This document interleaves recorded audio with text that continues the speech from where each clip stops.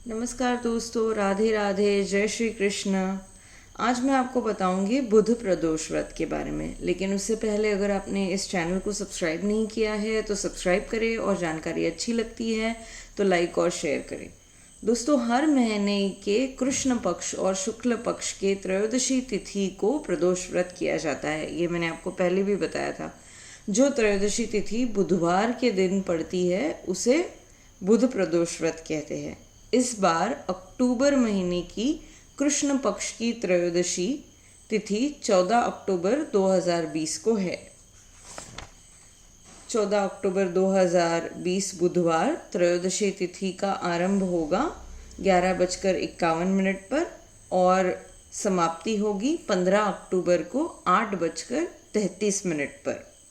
प्रदोष काल का समय रहेगा 14 अक्टूबर 2020 बुधवार को 5:52 से लेकर 8:22 तक। पूरी अवधि होगी 2 घंटे 30 मिनट की। हर प्रदोष व्रत का अपना अलग महत्व है। जैसे कि बुध प्रदोष, बुधवार को पड़ने वाले प्रदोष व्रत से सभी कामनाओं की पूर्ति होती है। गुरु प्रदोष, गुरुवार के दिन पड़ने वाले प्रदोष व्रत से शत्रुओं का नाश होता है।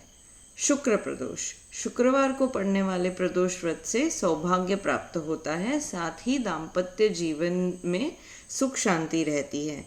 शनि प्रदोष, शनिवार को पड़ने वाले प्रदोष व्रत से संतान प्राप्ति की कामना पूर्ण होती है। रवि प्रदोष, रविवार को पड़ने वाले प्रदोष व्रत से आयु वृद्धि तथा उत्तम स्वास्थ्य मिलता है।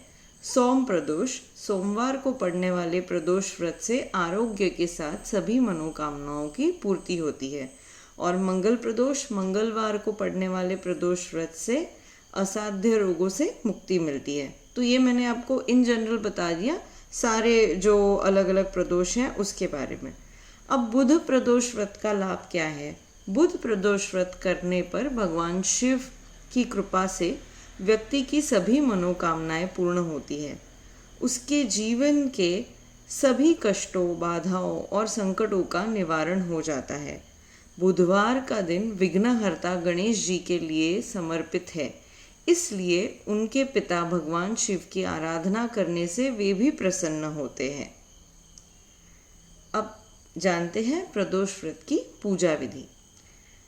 त्रयोदशी तिथि की सुबह स्नान आदि से निवृत्त हो जाए और देवों के देव महादेव को ध्यान करके प्रदोष व्रत का संकल्प करें। फिर आप दिन भर निराहार रहे। सूर्यास्त के बाद स्नान करें और शुभ मुहूर्त में भगवान शिव की विधि विधान से पूजा की तैयारी करें। पूजा घर में उत्तर या पूर्व की दिशा में मुख करके बैठे और भगवान शिव की विधि पूर्वक आराधना करें। भगवान शिव को पुष्प, अक्षत, भांग, धतूरा, सफ़ेद चंदन, गाय का दूध, धूप आदि अर्पित करें। फिर गंगा जल से उनका जलाभिषेक करें।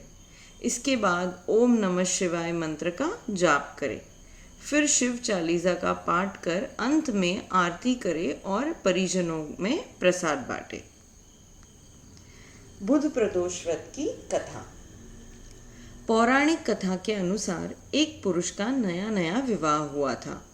वह गौने के बाद दूसरी बार पत्नी को लाने के लिए ससुराल पहुंचा और उसने सास से कहा कि बुधवार के दिन ही पत्नी को लेकर अपने नगर जाएगा।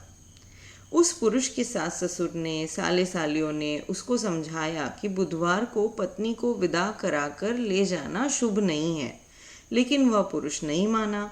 विवश होकर सास ससुर को अपने जमाता और पुत्री को भारी मन से विदा करना पड़ा।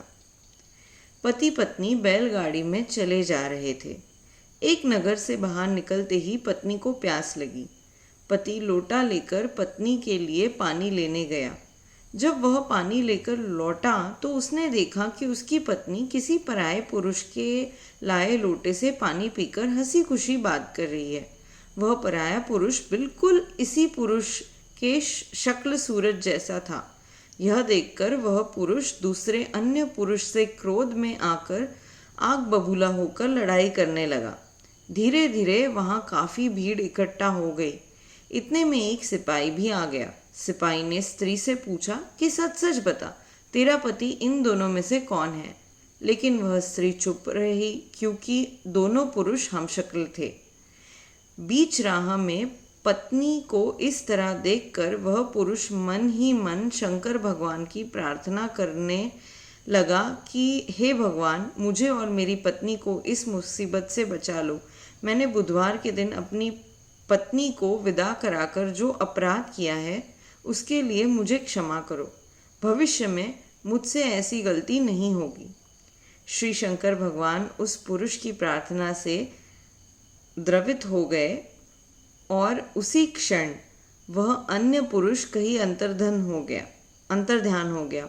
वह पुरुष अपनी पत्नी के साथ सकुशल अपने नगर को पहुंच गया। इसके बाद से दोनों पति पत्नी नियम पूर्वक बुधवार प्रदोष व्रत करने लगे। बोलो उमापति शंकर भगवान की जय। अगर आपको ये कहानी पसंद आए तो वीडियो को लाइक और शेयर करना मत भूलिएगा और चैनल को सब्सक्राइब करना मत भूलिएगा।